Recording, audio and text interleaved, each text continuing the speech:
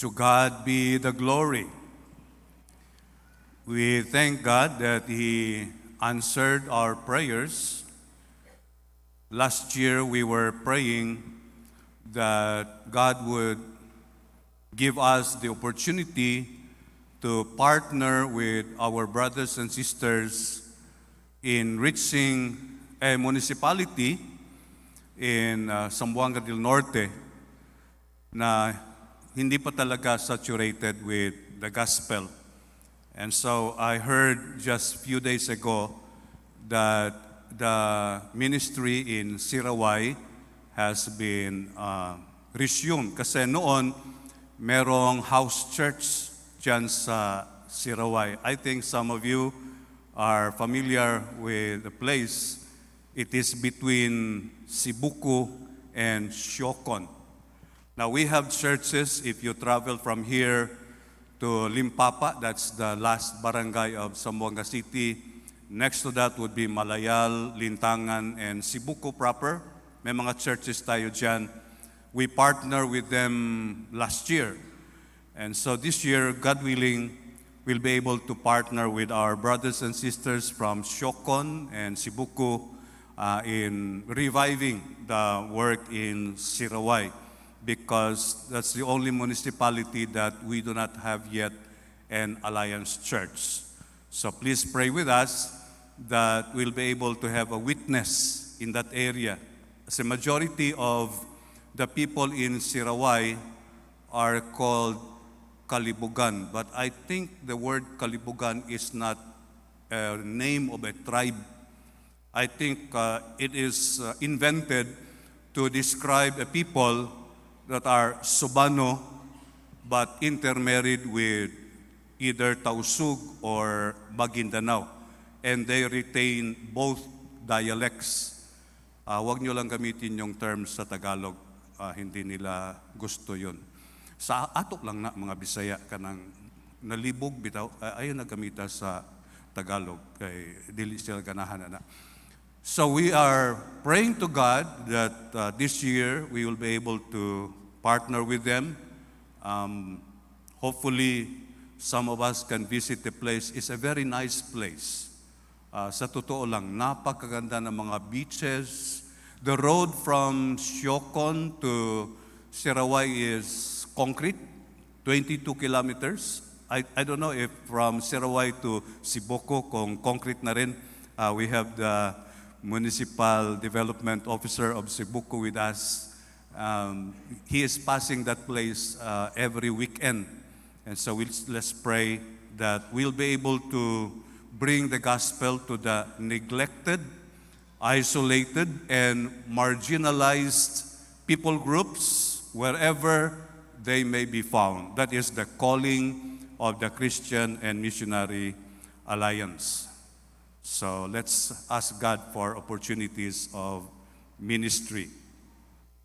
For our meditation today, kindly open your Bibles to the book of Romans, chapter 13, verses 1 to 7. Romans 13, verses 1 to 7. Let everyone be subject to the governing authorities, for there is no authority except that which God has established. The authorities that exist have been established by God. Consequently, whoever rebels against the authority is rebelling against what God has instituted. And those who do so will bring judgment on themselves. For rulers hold no terror for those who do right, but for those who do wrong. Do you want to be free from fear of the one in authority? Then do what is right, and you will be commended. For the one in authority is God's servant for your good. But if you do wrong, be afraid, for rulers do not bear the sword for no reason. They are God's servants, agents of wrath, to bring punishment on the wrongdoer. Therefore, it is necessary to submit to the authorities, not only because of possible punishment, but also as a matter of conscience. This is also why you pay taxes, for the authorities are God's servants who give their full time to governing. Give to everyone what you owe them. If you owe taxes, pay taxes. If revenue, then revenue. If respect, then respect. If honor, then honor. May God bless us upon the reading of His words. Apostle Paul wrote the book of Romans while he was in the city of Corinth during his missionary journeys. He was not yet in Rome at this time, but he longed so much, he desired so much to visit Rome so that he could witness what God was doing in that place. And he wrote this to instruct God's people that wherever they are, God has instituted authority, and that authority comes from God. Wherever they were at the time, they were under the Roman Empire at the time, and some places had problems, but he said everyone should be subject to the governing authorities because human authorities are from God. But then the question is, what if those authorities, instead of protecting the innocent, instead of providing the need of those who are needy, and instead of punishing the wrongdoers, punishing the evildoers, they reverse it. They begin to persecute the innocent. They begin to abuse the innocent and reward those who are doing evil. How do we respond to that? I would like us to understand that although human authority is from God, that's very clear, because no authority comes from anywhere except from God. But human politics is man's invention, and dirty human politics is our problem. How do we respond to that? When the United States of America dropped 2 atomic bombs in 1945, one in Hiroshima, which killed 200,000 people in an instant. Not to mention the thousands who died later because of radiation. 3 days later, another bomb was dropped above Nagasaki. 170,000 people died in an instant. But perhaps not many people knew that out of the 170,000 Japanese who died in that bombing, 27,000 were Christians. Their houses were totally destroyed. The churches were totally destroyed. And perhaps your question would be, why would those 27,000 Christians suffer? Because Japan was so cruel for 4 years. They invaded countries like the Philippines and they subjugated the people. They took away all the resources. They were so oppressive for 4 years, and they only surrendered when 2 atomic bombs fell upon them. Human authority is from God. We have to recognize that. Nobody should rebel against this authority when it punishes the evil and rewards the good. But when the politics of these people become detrimental and destructive, especially to us, then we have the duty to stand against the abuses and the corruption. Let's just start with the family. The authority that God has given to the family is the father. No children should go against the father. You should honor your father and mother because the father is God's instrument to provide for the children, to protect the children, and to allow them to develop as God's people. But when the father begins to abuse his children, when the father begins to molest his children, he should go to jail. We should stand against that. We do not stand against human authority, but we stand against abuses and corruption. And if you look at history, men and women of God stood against the abuses and the corruption of their time. Let's start with Moses. Moses, when he saw that the people of Israel were being oppressed, they were being trampled down by the Pharaoh, God used him to oppose the dirty politics of that Pharaoh. Now you have to understand that the Pharaoh of Moses was different from the Pharaoh of Joseph. I think that was clear in our Sunday school. Iba po yung Pharaoh sa panahon ni Moses at iba yung Pharaoh sa panahon ni Joseph. The Pharaoh during the time of Joseph was a very sensitive leader. That when God revealed to him through a dream that there will be 7 years of plenty that will be followed by 7 years of hardship and famine. And when Joseph interpreted that dream to him, immediately he assigned Joseph to be the head of the Department of Agriculture and the head of food preservation. That Pharaoh conforms to the description that Paul had in this passage. He was instrumental in the salvation not only of the Egyptians, but even to the household of Jacob, his children, and of course, including Joseph. But not the Pharaoh of Moses. The Pharaoh of Moses was oppressive. He did not like the people of Israel, so he tried to make them weak. He even tried to kill the firstborn of the Israelites. And Moses stood against that kind of politics. When the people of Israel were already in the promised land and they started developing as a nation, they had their own kings. And one of those kings was King David.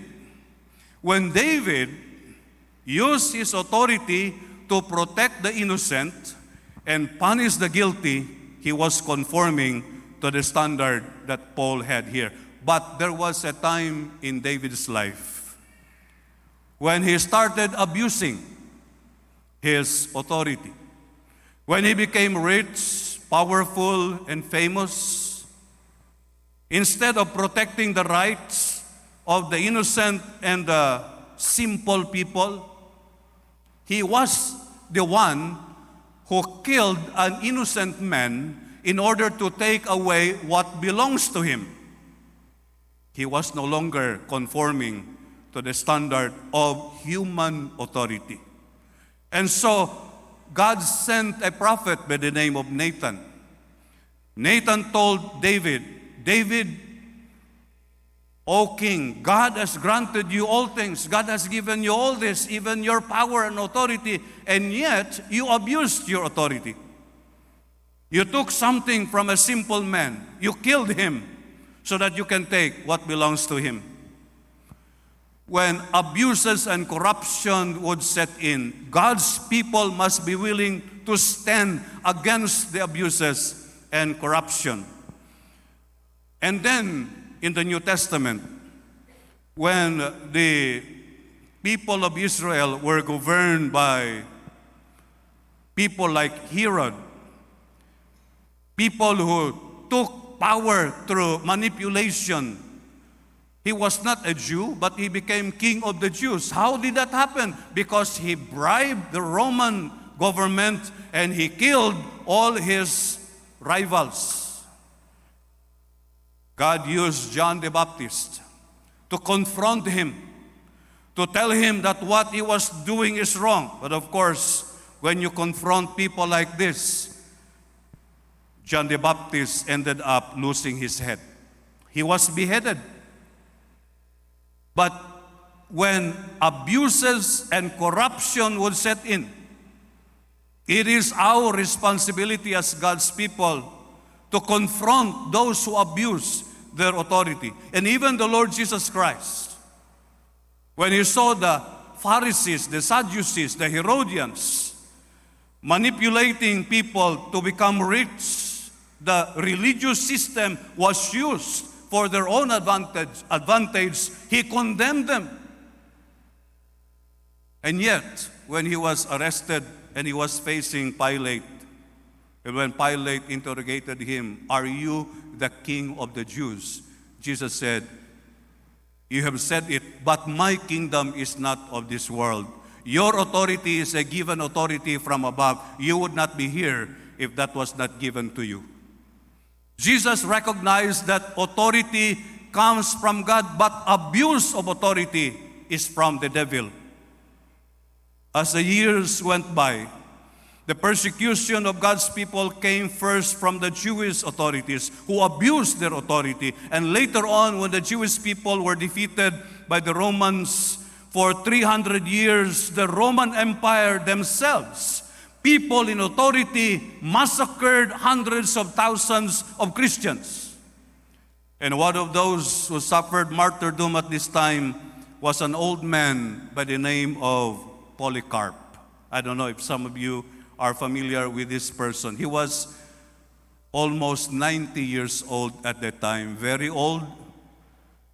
And when he saw the corruption and the abuses of the people at that time, he spoke against it, and they dragged him from his house to the plaza, tied him to a stake, and burned him alive.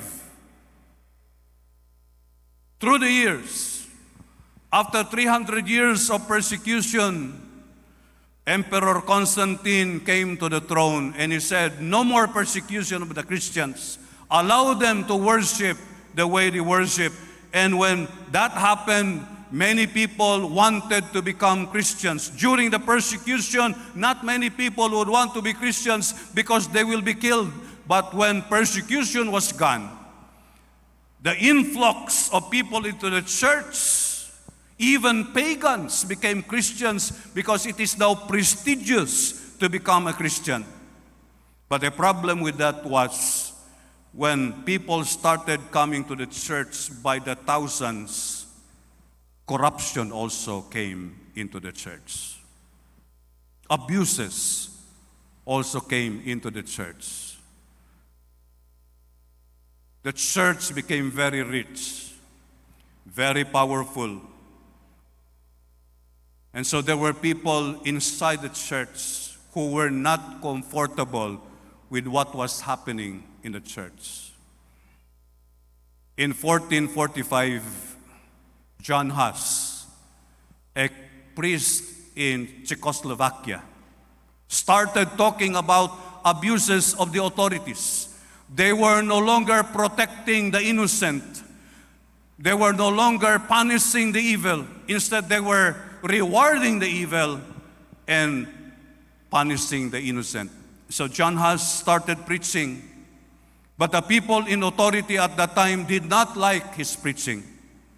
And so they dragged him from his house, put him in the middle of the plaza, tied him to a stake, and burned him alive. The same thing was done to William Tyndale in England. William Tyndale was also a priest in the church, but he saw the corruption there, the abuses. And when he started preaching against the abuses, the people in England did not like it. And they also burned him alive. Hindi ko lang maintindihan, bakit paborito nila yung gawin kang barbecue? Hindi ko lang maintindihan. I don't know what satisfies them to see a person alive being eaten by the flame. Yung buong katawan niya halos maubos, buhay pa rin siya. I think that excites them. Evil people are excited to see God's people suffer. And so, through the centuries, corruption has set into the church, abuses, and people like Martin Luther, John Calvin, Ulrich Zwingli, they stood against these abuses, but the leaders of the church, yung kanilang mga higher-ups at the time, did not like what they were doing. And so there was carnage. Hundreds of thousands of people died when these higher authorities responded against those who oppose the abuses and the corruption in the church. But sometimes one high officer of the church is different from the others. Because Pope Gregory VII, during his time, the church was very rich. And yet, he chose to live a life of poverty because he was a member of the Cluny Reform movement who despised that those who are in authority would live lavish lives, would live lives as if they own everything in the church. Unfortunately, he came against a very powerful political leader by the name of Emperor Henry IV. Emperor Henry IV was a very cruel man, a very oppressive man, and he tried to kill Pope Gregory VII. But you see, brothers and sisters, throughout the history of the church, throughout the history of the world, you have people who are given authority and yet they abuse that authority and they destroy anyone who would try to question what they were doing. Nelson Mandela of South Africa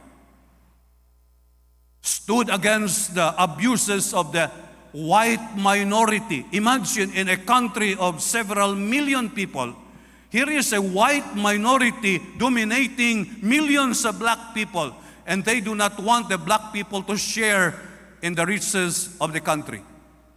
Nelson Mandela fought against the abuses and the corruption, and he spent more than 20 years in jail. Martin Luther King Jr. stood against the discrimination in the United States, where black people were not even allowed to use a faucet that is intended for white people. Can you imagine that? But he was shot.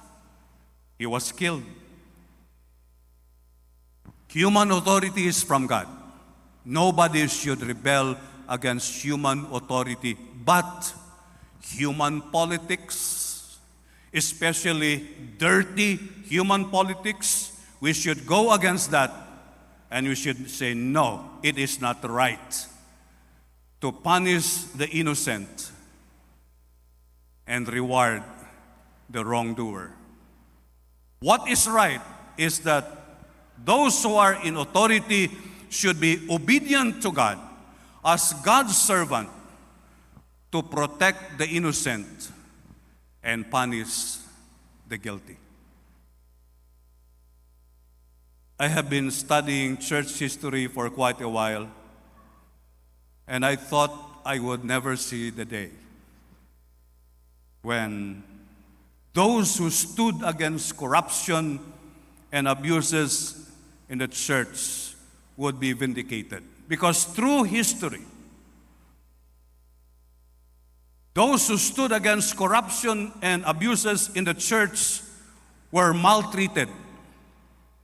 They were hunted down like animals, tortured and killed. But the other day, I could not believe what I have read, that Pope Francis made a public and official statement when he said it was wrong to kill those who stood against corruption and abuses in the church for the past 500 years. I could not hold my tears. Because through the centuries, hundreds of thousands, if not millions of those who stood against corruption and abuses in the church were killed, maltreated. But here comes a person who said, we are sorry for what has been done to people like Martin Luther, John Huss, William Tyndale. They were only talking against abuses and corruption. They were not questioning the authority. Ito kasing problema, pag nasa authority tayo, and when people try to correct our politics, we think that they are going against us. And Pope Francis said it was wrong.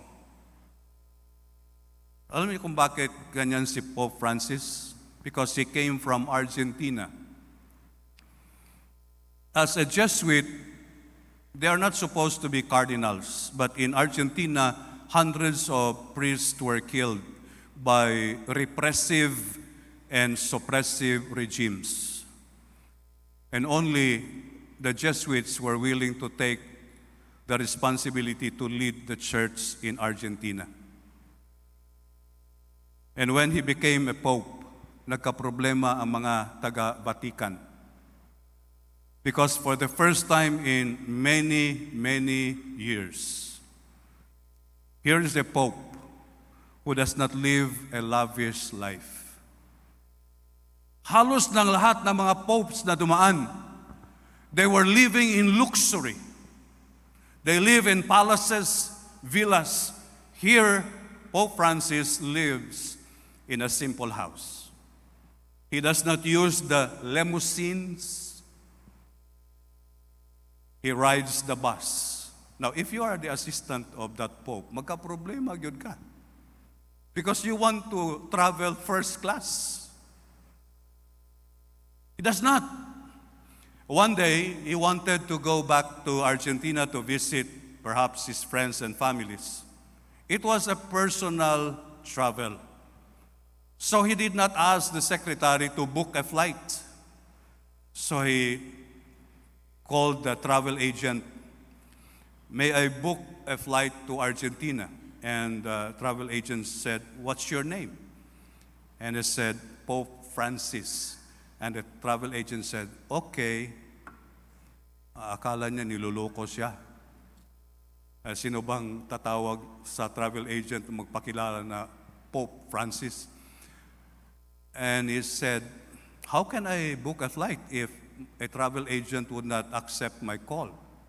So he went outside, and there were guards outside, and the guards were not supposed to move. And he said, could you help me book a flight to Argentina? I said, Your Highness, Your Eminence, you can ask your secretary to do that. And he said, no, this is a personal travel, not an official travel, so I will not use the money of the church. And so the guard said, sir, kindly give me your real name, because Pope Francis is not the real name. He has a name. And the guard booked his flight using his credit card. So nakauwi siya sa Argentina doon sa credit card ng gwardiya. He would not want to use the money of the church for himself. How I wish all the leaders, all those who are in authority will do that. Because I know for a fact na kahit personal travel, i-charge natin sa opisina. Pinare-refund natin yung round-trip ticket ng official na personal travel para makasama doon sa per dime. You know, it's very easy to abuse authority. Authority is supposed to be used to protect the innocent, to those who are needy, punish those who are doing evil, but sometimes there is the temptation to use authority for self. And it is my prayer that those who are in authority will be obedient to God, so that we who are under them will also obey them. To God be the glory.